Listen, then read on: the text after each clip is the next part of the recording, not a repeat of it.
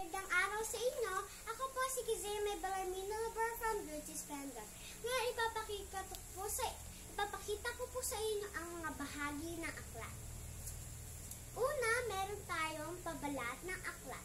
Tinatawag din ito sa Ingles na cover page.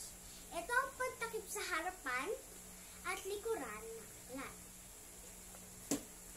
Pangalawa, pahina ng pamagat o tinatawag rin itong sa Ingles na title page. Nakasulat sa bahaging ito ang pamagat ng aklat, pangalan ng may akda o mga akda. Tulad nito, Filipino. At ang mga may akda ay si Estrella E. De Vera at Sherilyn S.D. Bodenia.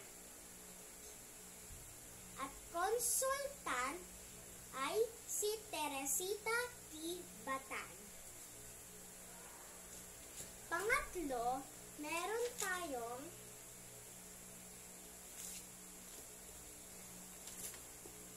pahina ng Karapatang City.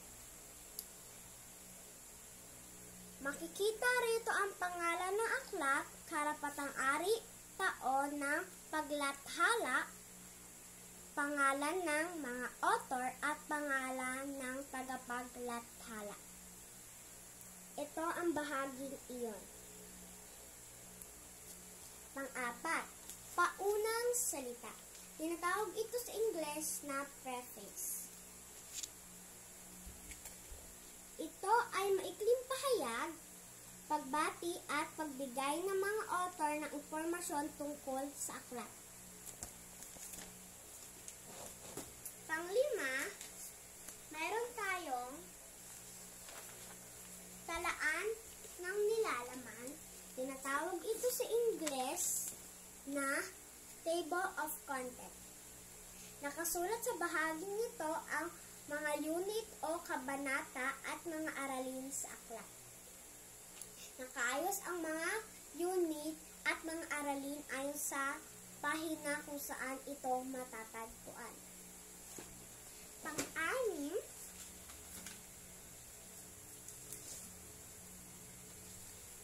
katawan ng aklat. Tinatawag ito sa Ingles na text or body of the book. Ito ang pinakamalaking bahagi ng aklat. Ito ang naglalaman ng lahat ng impormasyon na nais ibahagi ng may aklat sa mga mambabasa ayon sa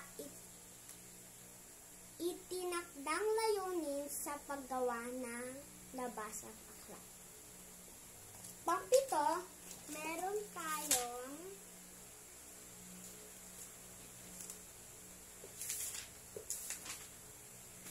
talahuluganan o glossary. Matatagpuan ito sa bandang hulihan ng aklat. Isa itong maliit na diksyonaryo ng aklat na nakatutulong sa pag-unawa ng mga mahalagang salita na ginagamit sa aklat. Nakaayos ng paalpabeto ang mga salita sa bahaging ito. Hindi lahat ng aklat may talahulugan o glossary. Tulad dito. Pangwalo, meron tayong index. Naglalaman ito ng tala ng mga pangalan, lugar at paksa na tinatalakay sa aklat at kung saang pahina matatagpuan. Parang talaan ang nilalaman ito. Ngunit nakaayos ng paalpabeto ang mga paksa. Hindi lahat ng aklat may index, katulad nito. At pang-siyam, ang bibliography. O tinatawag ito sa Tagalog na talasanggunian. Ito ay talaan o listahan ng mga sangguniang aklat na ginagamit o pinagkunan ng mga impormasyon ng may akda sa pagsulat ng aklat. Gaya nito. At yan na lahat ang tungkol sa mga bahagi ng aklat. Maraming salamat. Paalam. Stay safe!